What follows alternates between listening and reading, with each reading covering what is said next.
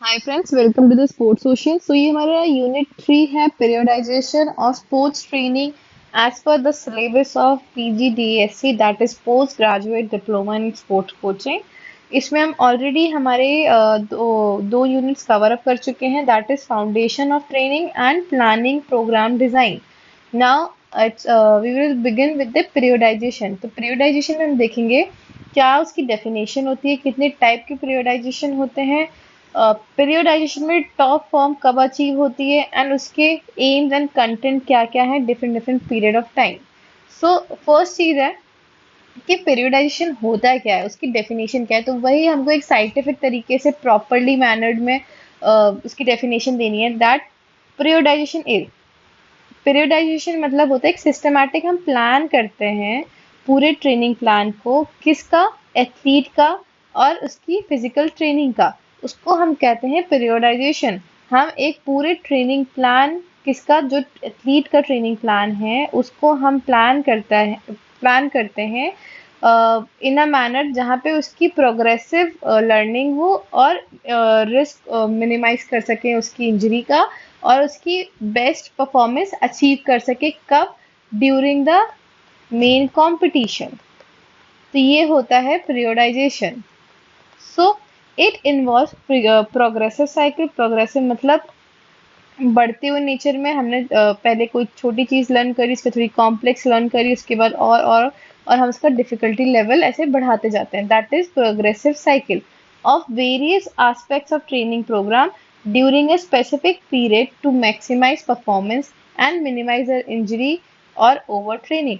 सो इसमें ओवरऑल क्या बात की गई है कि जो आपकी ट्रेनिंग हम प्लान करते हैं वो इस नेचर में होनी चाहिए कि एक तो वो प्रोग्रेसिव हो, मतलब आगे बढ़ते रहे, लेवल ऑफ डिफिकल्टी धीरे धीरे बढ़े, और उसमें जो उसके ट्रेनिंग का प्रोग्राम है वो स्पेसिफिक पीरियड में ऐसा हो कि हम अपनी परफॉर्मेंस को सबसे ज़्यादा मैक्सिमाइज कर सके और इंजरी के चांसेस कम करें, और हम अपनी ट्रेनिंग को ओवर ट्रेनिंग से बचा सकें। सो ये हमारी बेसिकली डेफिनेशन है पीरियोडाइजेशन की। तो पीरियोडाइजेशन is the systematic planning of athletic or physical training.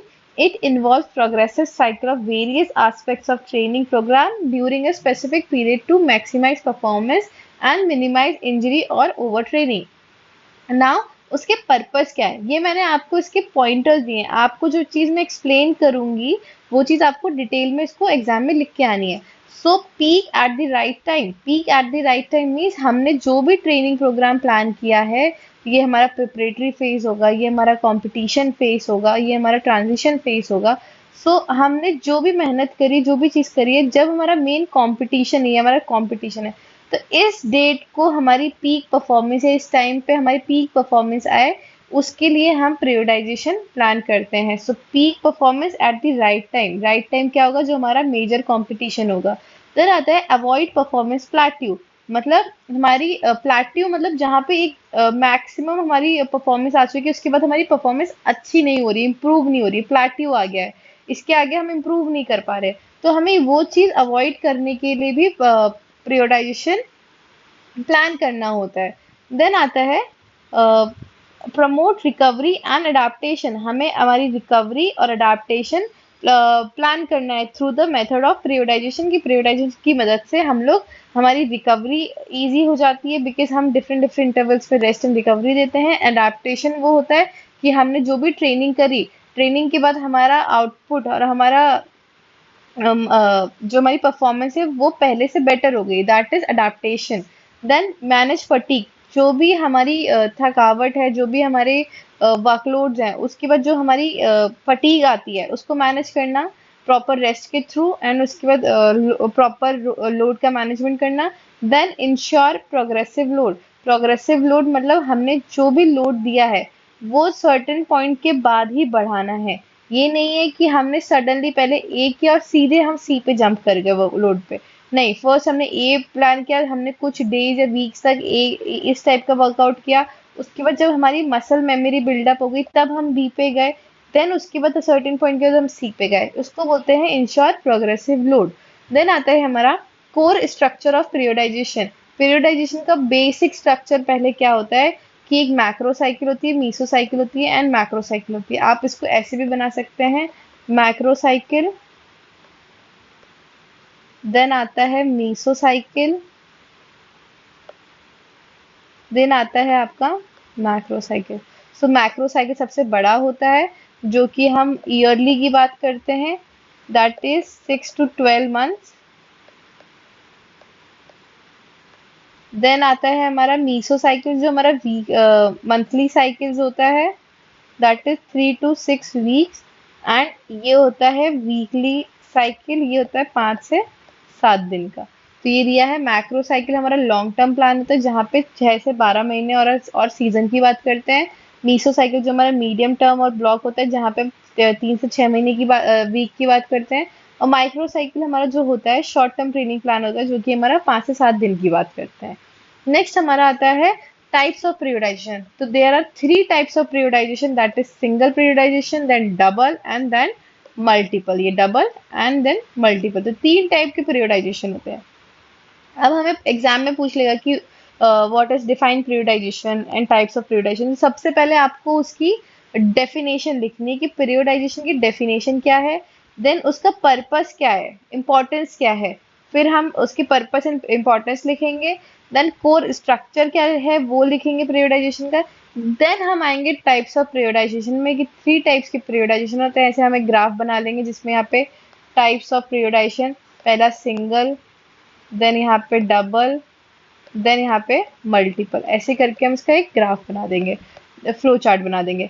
Then आता है सिंगल पीरियोडाइजेशन की बात करते हैं।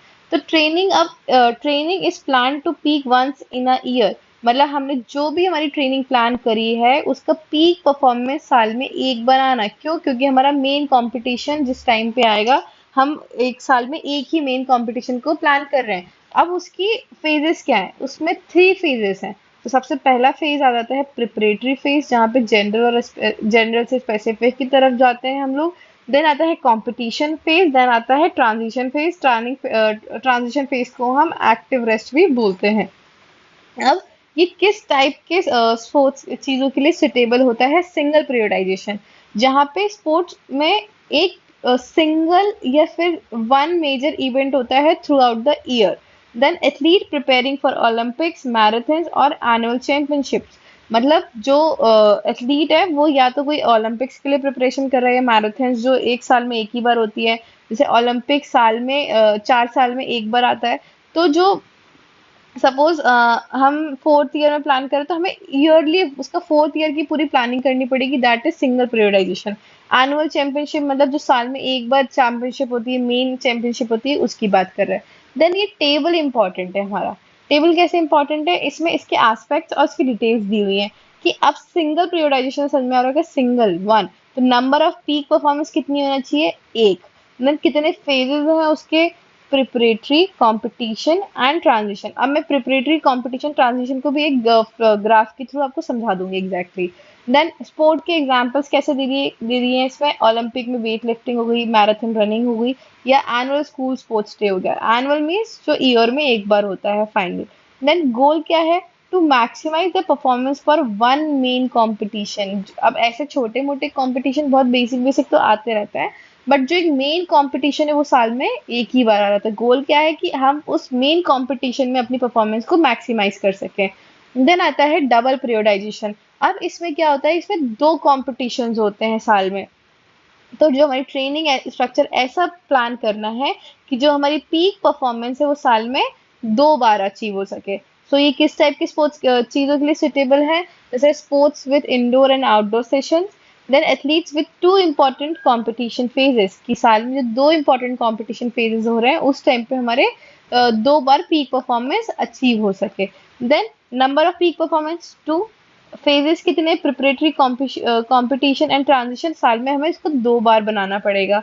Then example of sports, track and field, indoor and outdoor sport. Then जैसे टेनिस होता है, जैसे समर एंड विंटर सर्किट्स हो गया। एंड इसका गोल क्या है कि जो हमारी पीक परफॉर्मेंस है वो एक बार मिड में या फिर टुवर्ड्स द एंड अचीव हो सके, अल्टीमेटली साल में 2 बार अचीव हो सके। अब उसके फेजेस क्या है?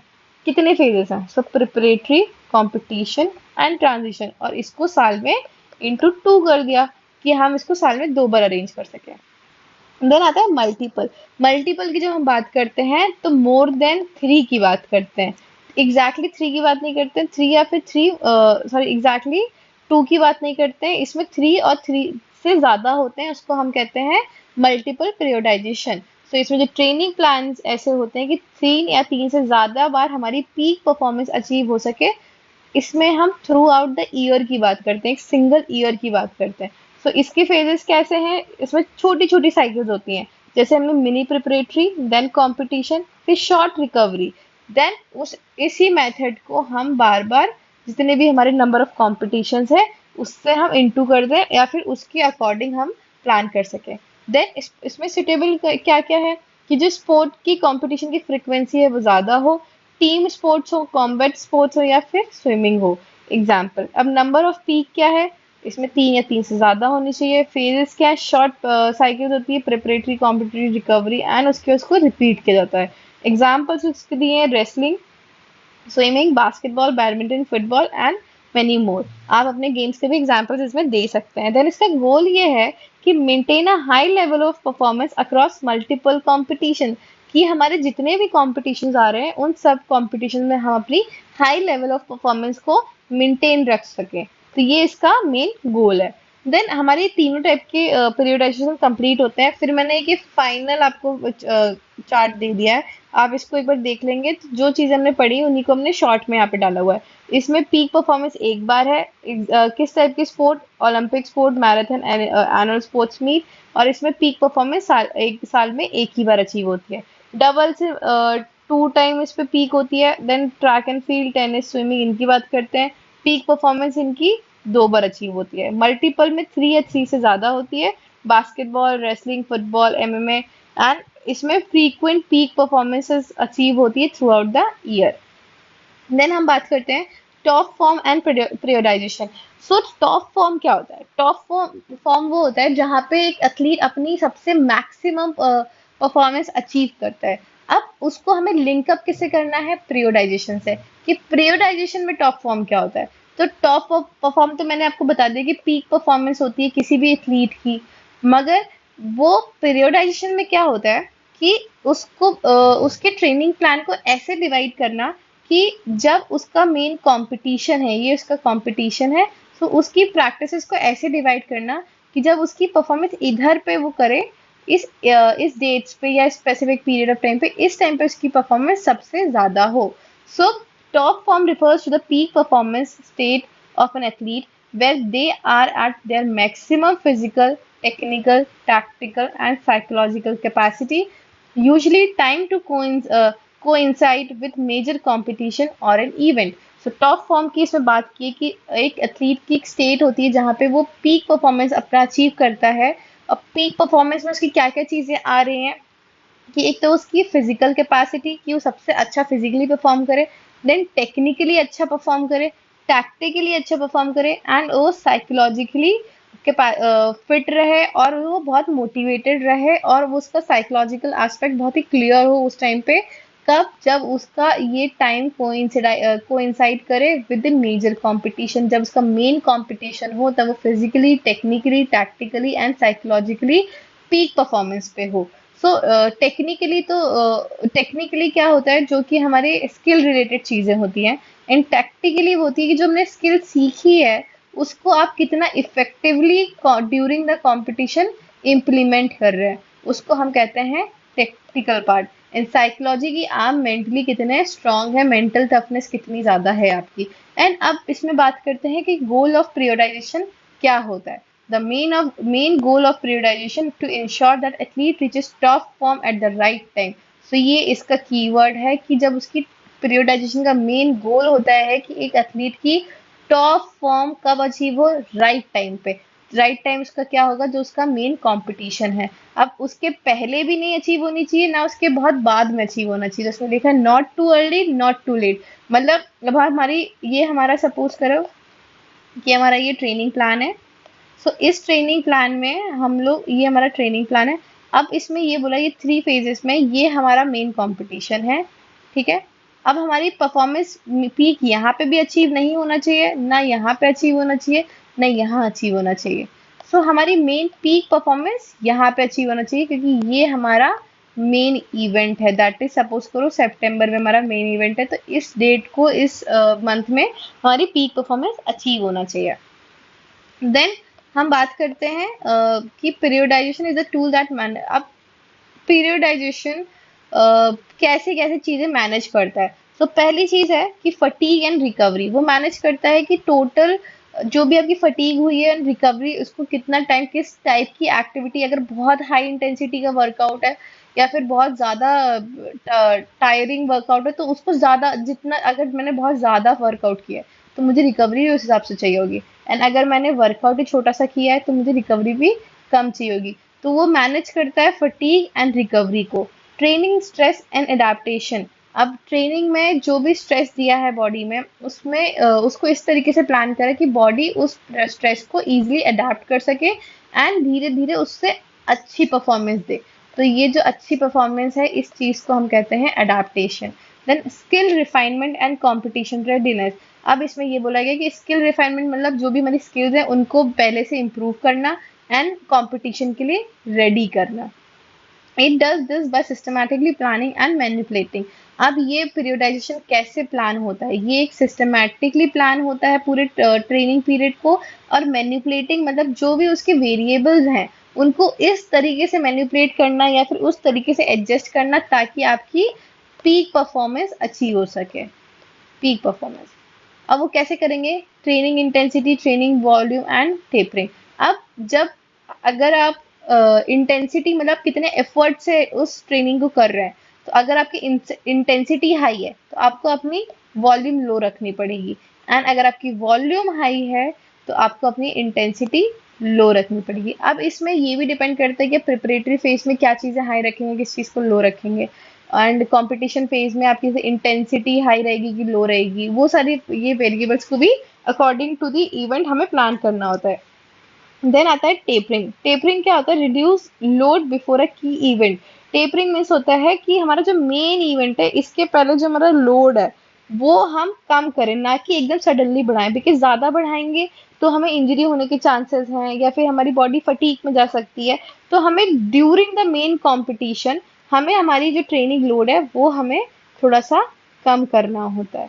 ठीक है। सो ये पीरियडाइजेशन कैसे टॉप फॉर्म पे लीड करता है, ये कैसे मैनेज करता है, ये होता क्या है, वो सारी चीजें हमने ऑलरेडी पढ़ ली हैं। देन अगेन यहाँ पे सेम चीज है, इसको एक टेबल फॉर्मेट में मैंने मेंशन कर दिया ताकि आपको कन्वीनियंट हो जाए कि टॉप फेज में पीरियडाइजेशन कैसे आता है। तो प्रिपरेटरी फेज में सबसे पहले वो बेस बिल्डअप करता है, जैसे स्ट्रेंथ हो गया, इंड्योरेंस हो गया। की कैरेक्टरिस्टिक्स क्या है कि हाई वॉल्यूम है तो इंटेंसिटी लो होगी। देन प्री कंपटीशन फेज की अगर हम बात करें तो इसमें स्किल को रिफाइन या फिर अच्छा किया जाता है और आपकी इंटेंसिटी बढ़ाई जाती है। यहाँ पे आपको जो लोड होता है, जो लोड होता है तो उसमें वॉल्यूम आपका नॉर्मल होता है एंड इंटेंसिटी हाई होती है। देन कंपटीशन फेज की अगर हम बात करें तो ये कंपटीशन में तो हमें पीक परफॉर्मेंस, सबसे हाई परफॉर्मेंस अचीव करनी है। देन उस टाइम पे आपकी जो वॉल्यूम होगी वो लो होगी और आपकी इंटेंसिटी हाई होगी during the phase of competition. Then tapering की बात करेंगे तो ये हमें फटीग रिड्यूस करने में हेल्प करता है और मैक्सिमाइज करता है कि वो फ्रेश रहे प्लेयर, और इस टाइम पे आपका जो लोड होगा वो कम होगा ताकि आपकी रिकवरी बढ़े। देन ट्रांजिशन फेज की अगर हम बात करते हैं तो यहाँ पे एक्टिव रेस्ट और रीजनरेशन होता है। एक्टिव रेस्ट मतलब हम लोग एकदम टोटली बेड पे या फिर रेस्ट नहीं कर रहे होते हैं, तो एक्टिव रेस्ट में हम लोग क्रॉस ट्रेनिंग कर ली, थोड़ा बहुत दूसरे दूसरे स्पोर्ट्स के लिए एकदम लाइट लाइट लोड से, एंड हमने हल्की हल्की जॉगिंग कर ली, that is the active rest. And इसका फोकस होता है कि रेस्ट भी हो और लाइट एक्टिविटीज भी, बॉडी रिदम में रहे। सो ये हमने फेजेस पढ़ लिए, आपको थोड़े क्लियरिटी के लिए मैंने आपको शॉर्ट उसमें दे दिया है। देन आता है एक एग्जाम्पल। अब हर चीज का हमें एग्जाम्पल देना ही देना है, बिकॉज उसी से हम एग्जामिनर को पता पड़ेगा कि आप रियल लाइफ में इन चीजों को समझ पा रहे हैं कि नहीं। सो आपने मंथली प्लान कर लिया है, उसके बाद क्या क्या हम चीज़ें फोकस करेंगे और क्या क्या फेजेस में हमने इसको डिस्ट्रीब्यूट किया है। जैसे हमने मंथ जुलाई टू सितंबर हमने प्लान कर लिया कि हमें एंडोरेंस और स्ट्रेंथ पे वर्कआउट करना है, तो ये हमारा क्या हो गया? Preparatory phase. Then October to November हमने क्या प्लान कर लिया कि हम स्पीड और टेक्टिक्स पे प्लान करेंगे, ये हमारा प्री कॉम्पिटिशन फेज हो गया। देन दिसंबर एंड मार्च, ये हमारा मेन फेज है जहाँ पे मैं high level of games preparation करनी है। क्यों? क्योंकि हमारे उस टाइम पे कंपटीशन आने वाला है और हमें टॉप फॉर्म अचीव करनी है। एंड अप्रैल में हम रेस्ट एंड रिकवरी दे देंगे, ये हमारा ट्रांजिशन पीरियड रहेगा। तो ये हमने एक एग्जाम्पल से भी समझ लिया। ये मैंने आपको बास्केटबॉल का दिया, आप अपने गेम से रिलेटेड भी इसको दे सकते हैं। Then performance curve rising through training phase, peaking at top form, then tapering into rest. So ये एक परफॉर्मेंस कर्व है ट्रेनिंग साइकिल का, जहाँ पे आपकी टॉप फॉर्म अचीव हो रही है और आपने लोड को फिर इसका डी लोड भी किया है at the time of rest. So यहाँ से हमने स्टार्ट किया, जैसे नॉन परफॉर्मर है, उसके बाद एवरेज परफॉर्मर है, देन यहाँ से हम जब जाएंगे तो ये टॉप परफॉर्मर है। नेक्स्ट आता है कि aim and contents of different periods in sports training, कि क्या एम है अलग अलग पीरियड्स का in sports training. So training क्या होती है बेसिकली, ये डिवाइड होती है अलग अलग पीरियड्स में, सिस्टमैटिकली प्लान करती है और एथलीट के कंपटीशन के लिए इंश्योर करती है कि उसकी रिकवरी प्रॉपर हो और आपका लॉन्ग टर्म डेवलपमेंट हो, उस चीज़ पे ध्यान देती है। ट्रेनिंग का जो डिफरेंट डिफरेंट पीरियड्स है, उस ट्रेनिंग को इस तरीके से डिवाइड किया जाता है। And each period has specific AIIMS and training content. जो हर सिंगल सिंगल पीरियड्स हैं वो एक डिवाइड करती है कि उसकी स्पेसिफिक एम्स अचीव हो सके एंड क्या क्या ट्रेनिंग कंटेंट उसमें इम्प्लांट करने हैं। देन आता है मेन ट्रेनिंग पीरियड्स कौन कौन से होती है। तो मेन ट्रेनिंग पीरियड्स की अगर हम बात करें तो ये ऐसे डिवाइड होता है: preparatory, pre competition, competition and transition. So basically जो भी प्रियोडाइजेशन है वो इन चार कॉन्सेप्ट्स पे ही मेजरली डिपेंड करता है। देन इसके एम्स क्या है एंड की ट्रेनिंग कंपोनेंट्स क्या क्या हैं। सो इनका एम होता है कि बेसिक फिटनेस और जनरल लेवल डेवलपमेंट करता है, जिसमें आपकी general endurance, strength, flexibility, technique basics आते हैं। देन आपकी आती है प्री कंपटीशन। अभी कंपटीशन के पहले की बात कर रहा है, तो कंपटीशन के पहले की बात है तो अब जनरल की तो बात करेंगे नहीं हम, अब हम स्पोर्ट्स स्पेसिफिक की बात करेंगे, उसकी टैक्टिक्स की बात करेंगे एंड उसमें क्या क्या चीजें हैं कि speed, agility, game specific drills हो गई और टैक्टिकल ट्रेनिंग की बात करेंगे। Then competition. अब कंपटीशन में तो आपको टॉप फॉर्म अचीव करनी है, आपकी पीक परफॉर्मेंस आनी चाहिए। टेपरिंग मैंने आपको ऑलरेडी बता दिया कि डी लोड करना है, आप बहुत ज्यादा वर्कआउट नहीं करना है और आपको रिकवरी सेशन और मैच खेलना है। देन ट्रांजिशन सेम, आपकी एक्टिव और मेंटल रेस्ट होगा। देन आपको रिक्रिएशनल एक्टिविटीज करनी है, आपको इंटेंसिटी लो होगा और आपको एक्सरसाइज एंड रिहैब करना होगा। सो ये हमारा मेन ट्रेनिंग पीरियड्स हैं जो कि डिफरेंट डिफरेंट पीरियड्स होते हैं एक स्पोर्ट्स ट्रेनिंग में। देन आप ये हमारा एक सपोज करिए एक ईयरली साइकिल है, इसको ईयरली साइकिल बोल सकते हैं, ईयरली ट्रेनिंग प्लान है। कैसे इसको हमने पूरे साल में डिवाइड किया है। तो सपोज करिए कि ये आप ईयरली है, ईयरली पार्ट है, this is known as macro cycle. आप बना के आएंगे तो ये बहुत अच्छा इम्पैक्ट देगा। देन आता है प्रिपरेटरी, कॉम्पिटिटिव एंड ट्रांजिशन। तो अभी प्रिपरेटरी, कॉम्पिटिटिव एंड ट्रांजिशन किसका पार्ट हो गया? एक मैक्रो साइकिल हो गई। देन अब मैंने आपको बताया था सबसे पहले micro, then meso, then macro, फिर आता है मीसो साइकिल्स। तो ये मीसो साइकिल्स कौन कौन सी हुई? 1 2 3 4 5 6। इसको हमने कैसे डिवाइड किया? क्योंकि हमारी वीकली और मंथली साइकिल्स हैं। सो जनरल प्रिपरेशन करेंगे, देन स्पेसिफिक प्रिपरेशन कब करेंगे? ये हम प्रिपरेटरी की बात करते हैं। प्रिपरेटरी के अंडर में जनरल एंड स्पेसिफिक आता है। ये कौन सी होगी? Meso cycle 1, meso cycle 2। Then competition के क्या क्या फेजेस होंगे? एक होगा प्री कंपटीशन, एक होगा मेन कंपटीशन। ये हमारी मीसो साइकिल 3 एंड ये 4 हो गई। देन आता है ट्रांजिशन पीरियड। ट्रांजिशन पीरियड में हमारा ट्रांजिशन फेज होता है जिसमें meso cycle 5 and meso cycle 6 की हम बात करेंगे। देन आता है माइक्रो साइकिल्स। माइक्रो मतलब जो हमने डेज या फिर वीक में डिवाइड किया था, डे 1, डे 2, 3, 4, 5, 6, 7 ऐसे करके अलग से ये पूरा कर दिया एंड ये हमारी मीसो साइकिल हो गई। ये हमारा माइक्रो साइकिल हो गया, ये हमारा मीसो साइकिल हो गया एंड ये हमारा मैक्रो साइकिल हो गया। इसमें कोई कंफ्यूजन है? होपफुली नहीं होगा। देन आता है aims and content of different periods in sports training. So हम ऑलरेडी बहुत बार पढ़ चुके हैं कि प्रिपरेटरी फेज क्या होता है, ट्रांजिशन फेज क्या होता है, कंपटीशन फेज क्या होता है। तो प्रिपरेटरी फेज का पीरियड कितना होता है? 6 से 12 वीक का होता है। ये हमारा बेसिकली फोकस करता है कि जनरल फिजिकल कैपेसिटीज को इम्प्रूव कर सके, जैसे हमारी एरोबिक एंड्योरेंस एंड स्ट्रेंथ को इम्प्रूव करें, हम लर्न करें बेसिक टेक्निक्स को और हमारा यहाँ पे इंटेंसिटी लो एंड मॉडरेट होगा और वॉल्यूम ज़्यादा होगा। अब वॉल्यूम ज़्यादा क्यों होगा? क्योंकि हमें मसल मेमोरी बिल्डअप करनी है। मसल मेमोरी बिकॉज क्योंकि हम वॉल्यूम क्या होता है कि ज़्यादा अमाउंट में हमें कोई चीज़ करना है, तो हम बार बार सपोज करें हम बार बार ड्रिबल करेंगे ड्रिबल करेंगे ड्रिबल करेंगे, तो वॉल्यूम आता है, बहुत देर तक करेंगे तो हमारी ड्रिबलिंग इंप्रूव हो जाएगी। तो ये it comes under the high volume. इसमें कंटेंट्स क्या क्या है, जैसे क्रॉस ट्रेनिंग करना, स्ट्रेंथ एंड कंडीशनिंग करना, देन टेक्निकल ड्रिल्स इन लो प्रेशर इन्वायरमेंट्स फॉलो करना। सो ये सारे इसके कंटेंट्स हो गए कि क्या क्या चीजें हम during the preparatory period of time करेंगे। देन आता है हमारा प्री कंपटीशन फेज। तो प्री कंपटीशन पीरियड में हम लोग 4 से 8 हफ्ते की बात करते हैं। ये फोकस करता है कि transition to sport specific intensity. अब हम प्री कंपटीशन की बात कर रहे हैं, सो हमें स्पोर्ट स्पेसिफिक चीजें बात करेंगे। इसमें तो हम जनरल चीजों की बातें कर रहे थे, इसमें हम स्पोर्ट स्पेसिफिक इंटेंसिटी की बात करेंगे। इंक्रीज करेंगे हमारे टेक्टिकल एंड साइकोलॉजिकली, हम प्रिपेयर करेंगे कि टेक्टिकली क्या, जो भी हमने स्किल और टेक्निक सीखी है उसको हम कितना इफेक्टिवली गेम में इम्प्लीमेंट कर रहे हैं, उसको हम कहते हैं tactical. Tactical and psychologically prepare करेंगे अपने माइंड को for the game. Then simulate match situation. Simulate match situation मतलब हम रियलिटी में मैच जो होने वाला है उसकी डे टू डे, उसकी सिमिलरली या वीकली प्लानिंग करेंगे कि हम उस चीज को कैसे एक्चुअल में खेलेंगे।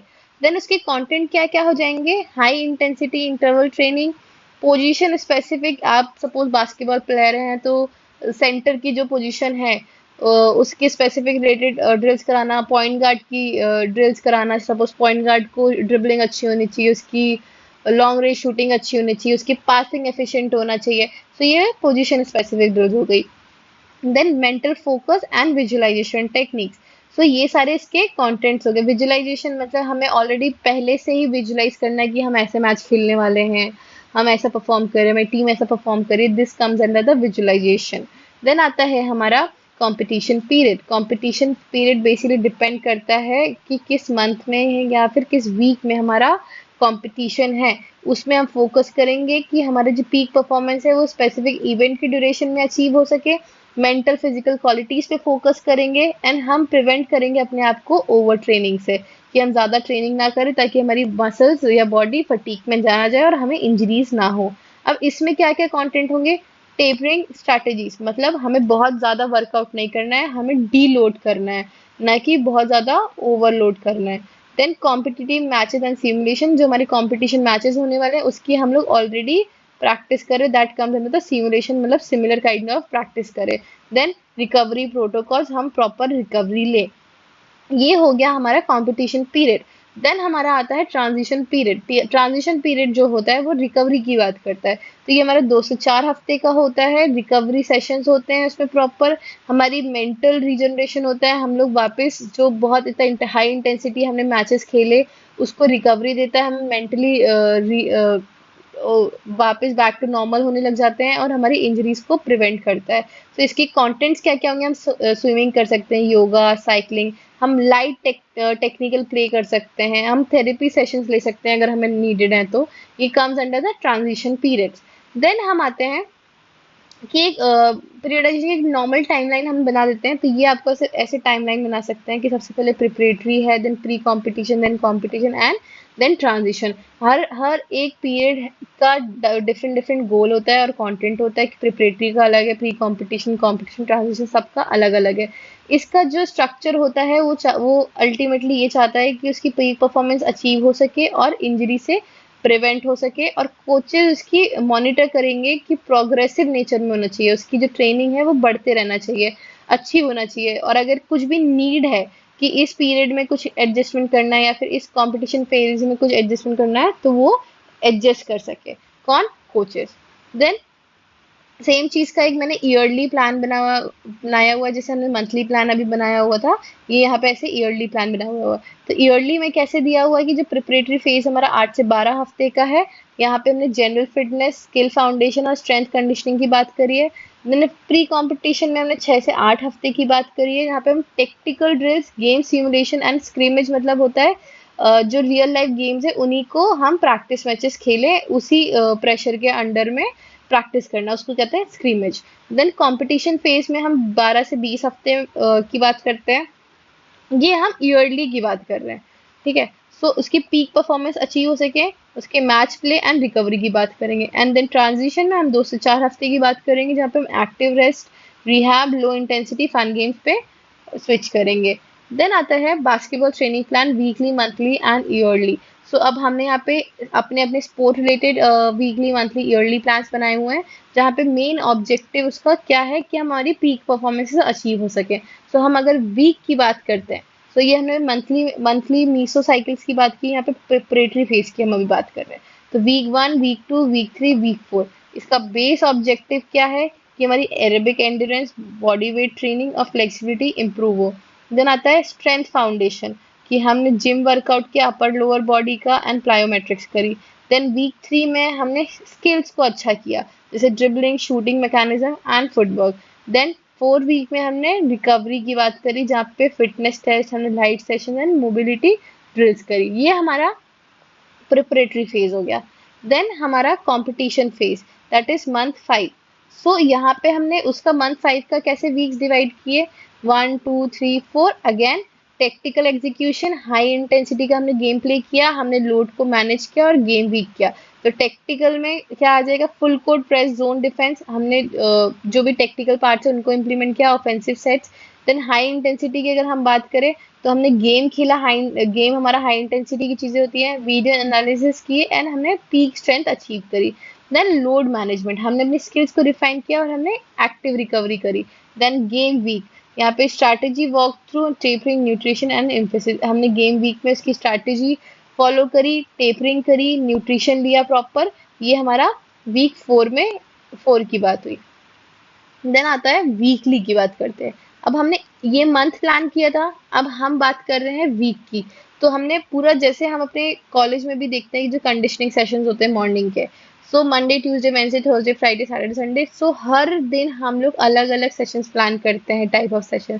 तो सपोज अगर हमने फर्स्ट डे हमने स्ट्रेंथ की है, तो हमने नेक्स्ट डे कुछ दूसरी चीज रखी। सपोज हमने स्ट्रेंथ की है, तो फिर हमने उसके बाद क्या रखा है, स्पीड रख दिया, या फिर हमने लास्ट डे हमने एंड्योरेंस रख दी। तो ये सब हम उसके टाइप्स ऑफ सेशन प्लान्स करेंगे।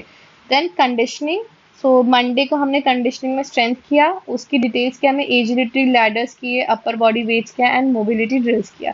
देन ट्यूसडे को हमने स्किल एंड शूटिंग सेशन रखा, जहाँ पे हमने spot shooting, free throws and dribble moves किए। देन वेंसडे की बात कर रहे हैं, तो हमने टीम ऑफेंस रखा और स्मॉल गेम रखा, जहाँ पे हमने offensive play, 3 on 3 versus transition drills रखे। देन थर्सडे को हमने डिफेंस और प्लायोमेट्रिक्स रखी, जिसमें हमने close out drills, फुटवर्क्स and box jump की बात करी है। देन फ्राइडे को हमने फुल मैच रखा है, सिमिलर टू जैसे एक्चुअल गेम सिचुएशंस होती हैं उसकी बात की है। तो इसमें हम 5 on 5 score board plus short clock game strategy, मतलब पूरा का पूरा गेम प्लान किया है, जिसमें हमने प्रॉपर स्कोर बोर्ड रखा है, शॉर्ट क्लॉक रखी है, टाइम फॉलो किया है। देन सैटरडे को हमने लाइट रिकवरी सेशन रखा है, इसमें yoga, stretching and fun shooting drills.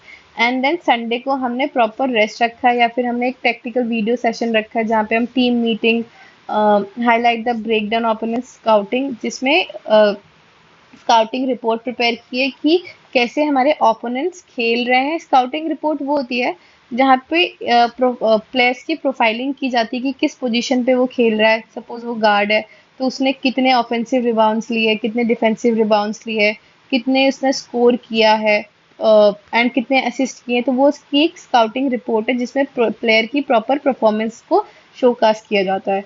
Then हम लोग को weekly logs, monthly test, video analysis during competition, coaches की report and skill and technical growth, ये सारी चीज़ें हमें मॉनिटर करनी है, इवैल्यूएट करनी है। तो इवैल्यूएट कैसे करेंगे, हम टेस्ट कंडक्ट कराएंगे, जैसे vertical jump, sprint, deep test. हम वीडियो एनालिसिस करेंगे कॉम्पिटिशन्स के, एंड कोचेस एक रिपोर्ट तैयार करेंगे जहाँ पे उसकी टेक्निकल ग्रोथ को मेजर किया जाएगा। सो यहाँ पे हमारा यूनिट 3 पूरा कंप्लीट होता है। सो हम मिलते हैं नेक्स्ट वीडियो में, जिसका नाम है monitoring of sports training and competition. Thank you so much.